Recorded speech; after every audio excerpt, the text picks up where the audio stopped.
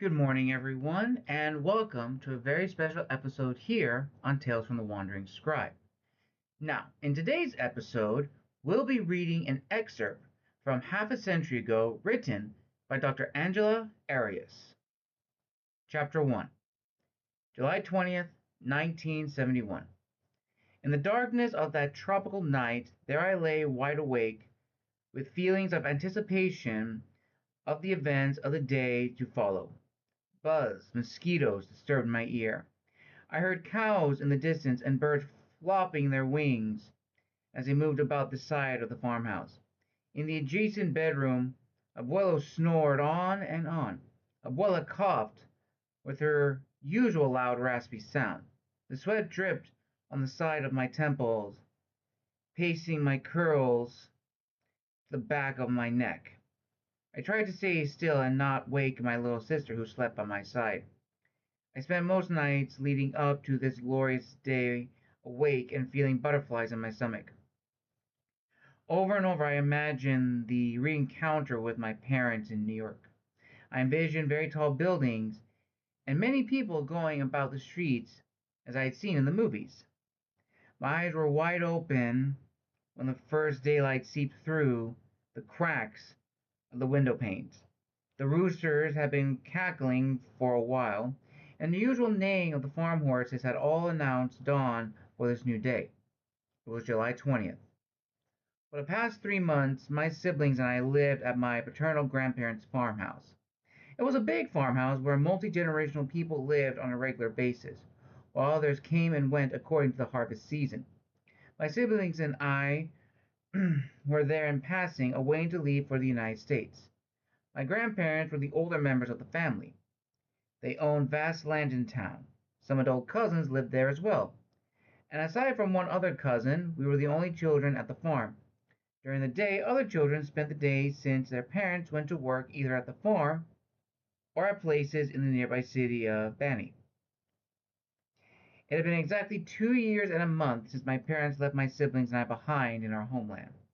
My parents searched for a better future so we could all be highly educated and successful someday. They left on a plane to New York City. "We will send for you," they told my younger two sisters, my brother and me. "We are able to secure a home in the new land." When? I was the oldest of my siblings, and before leaving the Dominican Republic. "Take care of your younger siblings," my mom told me. "Be a good role model to them," she said several times before leaving. My parents left us behind under the care of my grandparents, my aunt Isabel, and the nuns at a boarding school. It was the first week of June 1969 when they left, and I had yet to turn 9 years old. My parents' departure created a lot of disruption to our way of life. My little sister was too young for school, so she remained with my aunt and grandparents in a valley town in the countryside, the province of Bani. My sister Loli, my brother Angel, and I were sent to our coastal hometown called Boca Chica at a boarding school with nuns. The school was about 3 hours away from my grandparents' town. The first weeks without my parents was hard on all of us. We missed our parents' constant hugs and kisses. The nuns were very cold to all the children at the school. My siblings and I often hugged each other just because "estamos solos," I reminded them every time. It felt empty and scary to realize my parents were so far away. Leos. They were so far that I could not even conceptualize the distance. I imagined they were at the other side of the world. When I looked at the blinking star, I thought they were staring at it as well. I winked at the blinking star and imagined my dad winking back and whispering to me about his whereabouts. "Aquí estoy." I prayed at night that my parents were well. "Dear God, Diosito," I began my prayers so they would soon be able to send to my siblings and for me. My greatest fear was that they would die in New York and never be able to return nor send for us, as they promised. I fear that I would be made in charge of my siblings and become their parents at such an early age. Whenever I read the newspaper, I followed the racial riots in the United States, and it scared me that my parents would be hurt amid all the chaos in the country they now called home. I also listened attentively to the international news on the radio whenever the nuns played it during the daily school breaks. There were also social grief in our homeland, left over from the U.S. intervention, which locals called the invasion of 1965, and the corrupt government left behind. Remnants of that chaotic time lingered in my memory, and from time to time, loud noises made me jump. I often had nightmares that included Marine tanks chasing me down the street. I remember the aircraft carrier docked across Boca Chica Beach behind our backyard. I was often haunted by memories of the marching boots and banging of long guns on the ground, many Marines right outside our street. My abuelo used to say that government officials were corrupt and they needed many prayers. "They are looters," said abuelo whenever I inquired about the people in charge. "Someday you will understand. Go play now, little one." He rushed me off when I continued to ask questions. He deemed too advanced for my age. At my young age, I was aware of all types of social issues because I read the newspaper from my grandmother since I was 5 years old. Every day I looked forward to reading the news from my maternal grandmother, Abby, since she was unable to read. "What does the newspaper report today?" she would ask whenever she wanted me to read to her. As I read, she often commented on the political stance of many leaders both at home and other places. Menstruos, she referred to them, claiming they were liars once they attained power. While living on the farm with my other grandparents, I again became a designated reader for other elderly people who were also unable to read. Most afternoons after the siesta, I would sit under the jabil tree, and several neighbors would sit around sipping coffee or lemonade as I read the news to them. That tree provided nice protection from the sun during very sunny days. Its big branches extended wide and created a natural umbrella. Its leaves were wide and fanned themselves with the wind. I enjoyed dramatizing some events. My favorite type of news were those about political and social issues. I never cared for the news about crime and society celebrations. Those I thought to be more like gossip chats. When I was not reading the newspaper, I enjoyed reading storybooks. They provided a safe place for me. I imagined becoming a time traveler and a life warrior with various superpowers and healing qualities. My father had left behind a wooden trunk full of classic books. For the past 3 months in the farm while we waited to leave for the United States, I read numerous books while sitting up high in the jabilo tree. Up above, there was a comfortable landing made by three thick branches, and I used to sit in the middle and read for hours as the tropical breeze kept me cool up there. While immersed in the book during a very hot day, I fell asleep on the landing of the jabilo tree. I was woken up with a lot of commotion below as I heard my siblings and my cousins calling out my name. "Angelita, ¿dónde estás?" When I looked down and let them know I was up there, they told me they had been searching for me all over the farm for hours. "We found you! We found your abuela!" they exclaimed with joy.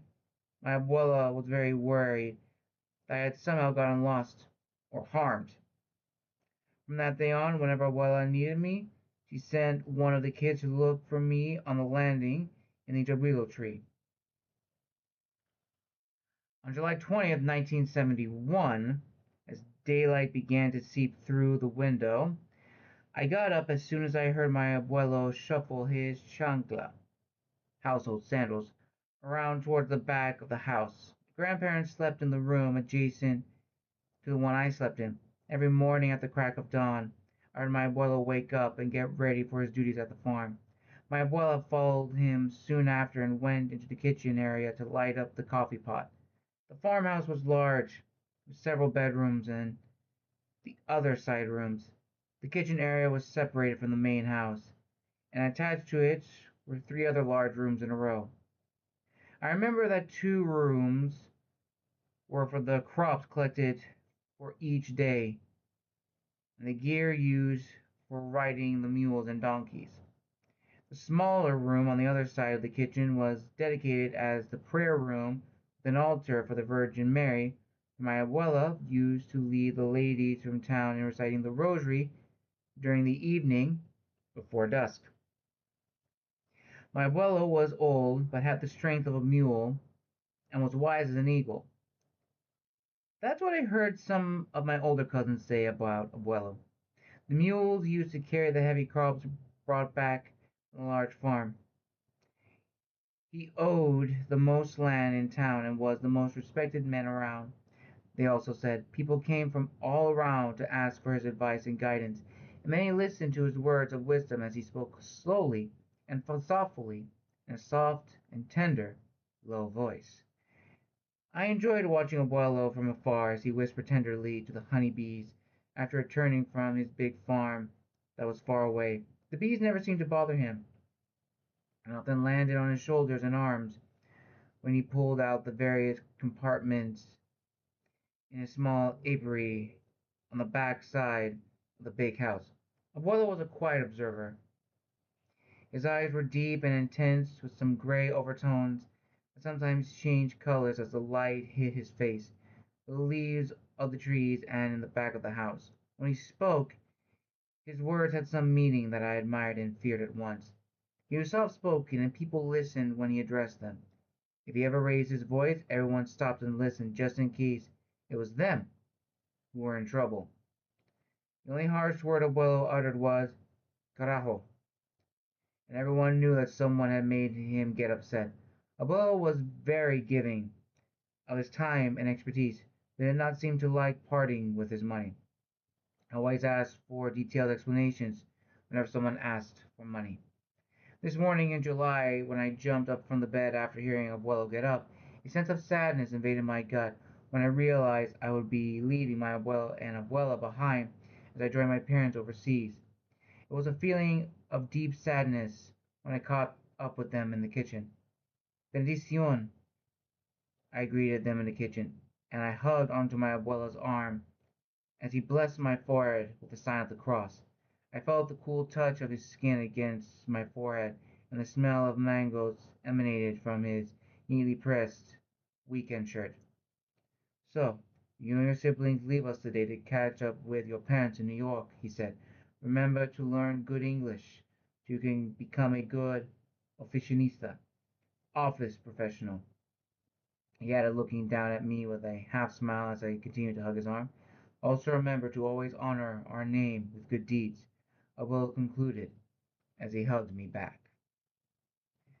That morning, as my siblings and I got ready to leave my grandparents' home to head to the airport, many cousins and aunts and uncles came to say goodbye.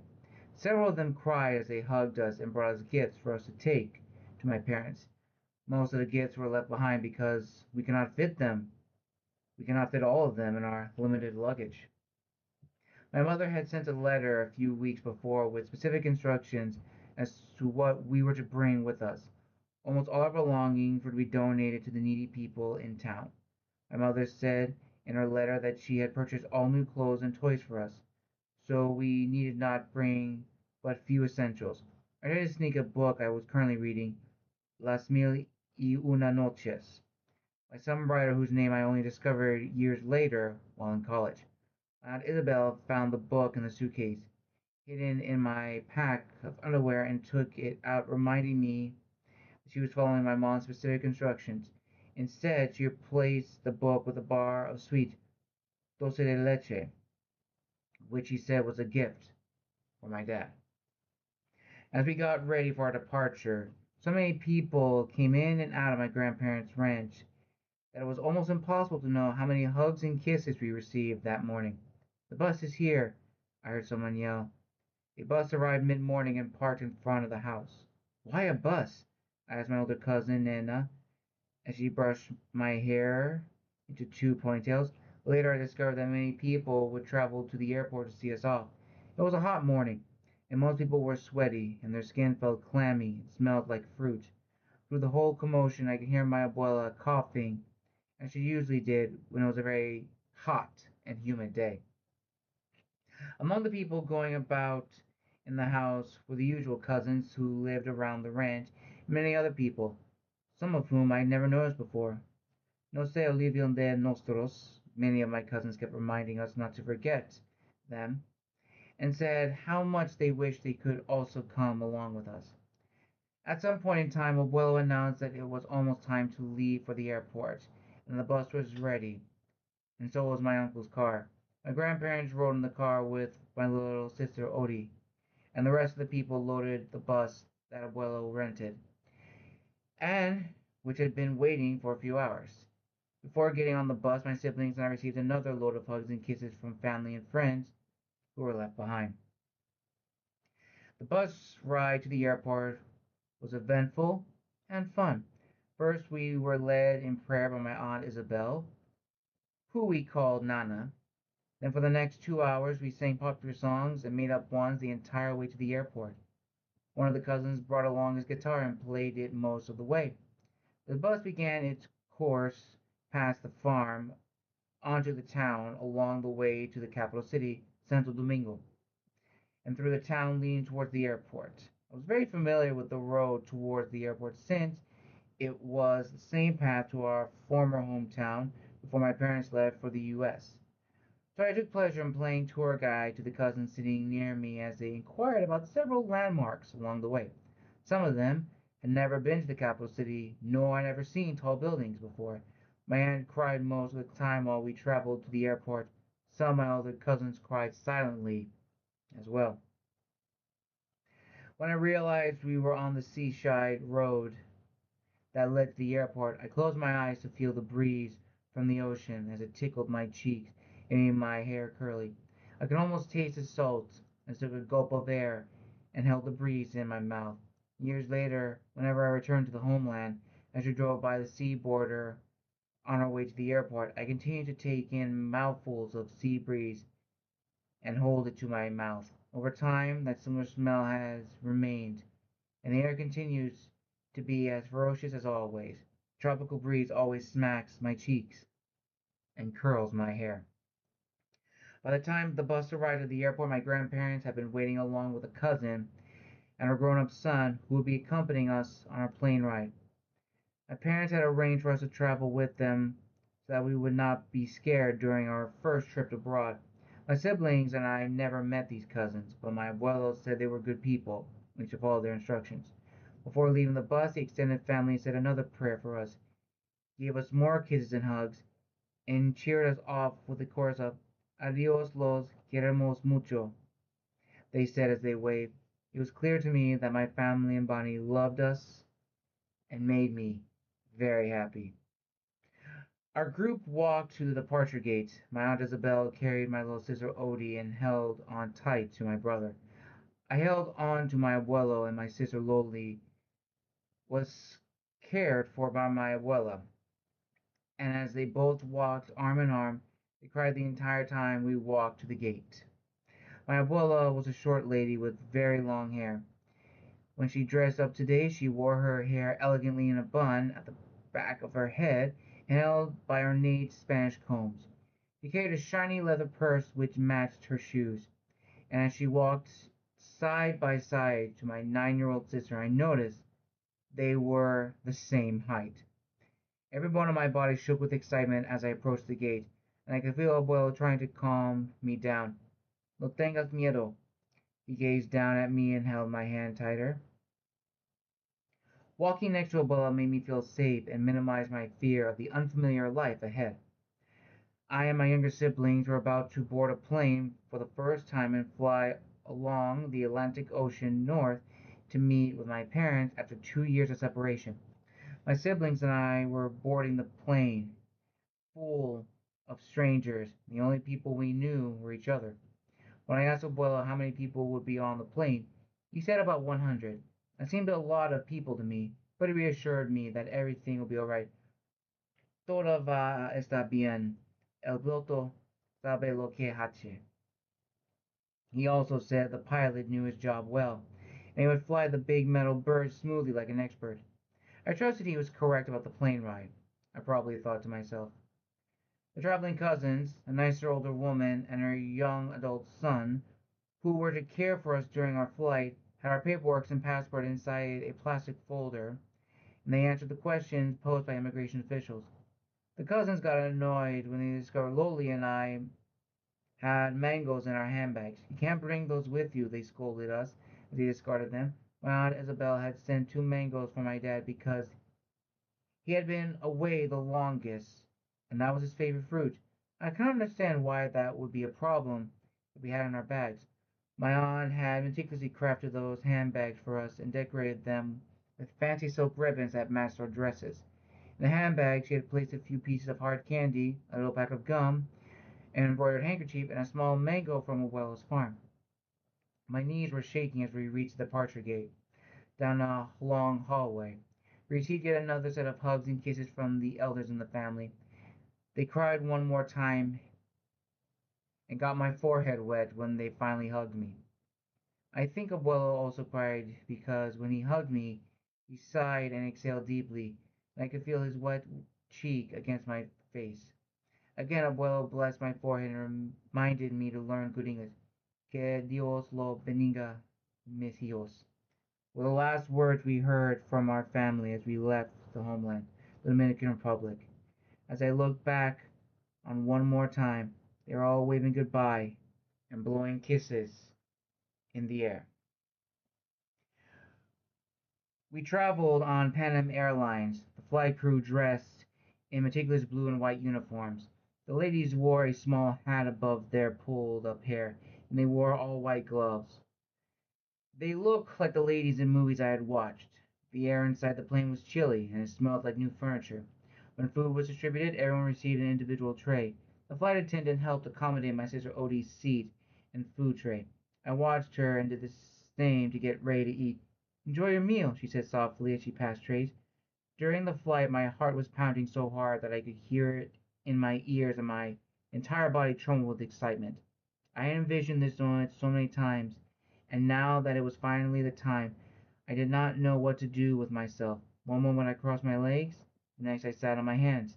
At one point, I caught myself biting my nails. I was fidgeting during most of the flight. My little sister Odie sat next to me during the ride. Upon hearing an announcement made by the pilot, her eyes were brighter and larger than usual. Odie was 6 years old, and her brown skin was soft and shiny. She had dark eyes, big eyes, and long, thick eyelashes. During the flight, she inconspicuously sucked her thumb, as she always did when she was nervous and anxious. "I am scared," she said when I stared at her. A few days before our trip, Odie had promised my Aunt Isabel that she would no longer suck her thumb, so that my dad could see that she was already a big girl. After 4 hours in flight, the announcement for landing was finally made by the lady whose voice sounded like she had practiced every word to perfection. She spoke both in Spanish and English and said to get ready for landing at JFK International in New York City. Before leaving the airplane, we listened attentively to the instructions given to us by the cousins we were traveling with. Mantengas juntos, they repeated those instructions so that we remain together and not get lost in the big airport. The steps down the airplane and a long hallway to the immigration process section seemed endless. I had never walked down such long hallways nor seen so many people lined up anywhere before. Each step towards reuniting with my parents seemed to get heavier due to the long walk and the anticipation of hugging them at last. The immigration building was cold. There was an unfamiliar smell that was void of ocean air, and the smell of fruit. The railing up the second level stairs was cold. Then we got on an escalator and moved slowly up the other end of the building, and people waved through a tinted glass as they reached the last step. Announcements in what I assumed were other languages were being made constantly, and bright lights illuminated the place and made it feel as if we were being inside a big television set. The bright lights made my eyes squint, and I blinked very fast. The big welcome sign on the front wall of the escalator greeted all. When we got to the immigration booth, an agent asked each one of us for our names. Because I was the oldest, he confirmed with me that we were there to reunite with our parents who lived in New York City, and adults traveling with us were cousins who were only taking care of us during the flight. ¿Viene ustedes para huir con sus padres? He said. His Spanish sounded different from the adults back home, but like some of the Marines during the invasion. I assumed that he was American and spoke Spanish only for his job. He tried to smile, but never parted his lips to do so. ¿Tienes frutas? He asked me, and then I understood why the cousins made us leave the mangoes we were bringing for Dad. After the immigration booth, we were guided by the traveling cousins to walk down another long hallway to collect our luggage. My siblings and I shared one suitcase and a small matching blue handbag. The luggage came out of a rotating belt with all the other suitcases, many of which looked similar, but I recognized ours as soon as it came out. Ours was mid-size and light blue with silver trimmings. The matching handbag came out a few minutes later, and that gave me a sense of relief because the last time Mammy visited us, one of her suitcases was lost for a few hours. This time we did not have to wait, and we were ready to finally go see my parents. The traveling cousins told us to look through the smoky glasses about my parents. Los vuelos, they said. They were anxious to let us go so they could move on with their plans. Luckily, my parents were waiting with open arms as we walked out the gate. Poppy was on his knees and hugged us all at once. He was crying with joy. Mommy was also crying. My sister Lolly, my brother Angel, and Odie were crying. My uncle Raymond, who had come along with my parents to greet us, was crying as well. I guess I also cried with joy, but I do not remember since I used to get coughing attacks when I cried, and I do not get that one that evening. I do remember shaking with joy and jumping up and down as I rubbed my hands against my blue dress. My siblings and I were finally in New York City, reunited with our parents. It had been 2 years and a month since we were separated and had not seen our dad or mom. Our mom went to visit us after 1 year and spent a week before returning to work in New York. It was hot and humid as we walked to the car in the parking garage. We were so happy to be together again. Poppy led the way to the parked car, and we all hopped and hummed songs like Cabalita Blanco all the way. Mommy and her brother watched and smiled as they followed us in a fast pace. One of my father's cousins who lived near my parents gave us a ride. The highways in New York City were different, and so were the buildings. There were roads that connected and intertwined along the way. In the distance, I could see a very tall building, many of whom looked like boxes with little holes for windows. That view in the distance, is that the city of New York with so many skyscrapers? Pointed out Poppy as when I inquired. The multi-level skyline was awesome. Some buildings were taller than others, and some had fewer trees along the road. We went under some underpass on the road. I closed my eyes in fear. We went under a train rail. I had never seen train rails in the air. Many of the roads were being repaired, so the ride was bumpy and reminded me of the roads in the countryside of Weddle's hometown. The air in New York City had unfamiliar smells of something burning in the distance and garbage. On that July 20th, I had woken up in the tropics with the smell of mangoes and fresh earth and traveled to another country in North America where there's no sea breeze and no salty taste in the air, but a smell of garbage and metallic smoke. As we continued to drive towards our new home, dusk began to fall upon New York City. And on that, ladies and gentlemen, we will stop here. I will link the full book down below in the description of this video. And if you want to know more about Dr. Angela Arias's full story and why she wrote half a century ago, I will also link it here as well. Thank you all so much for joining us for an incredible episode, and we will see you all next time.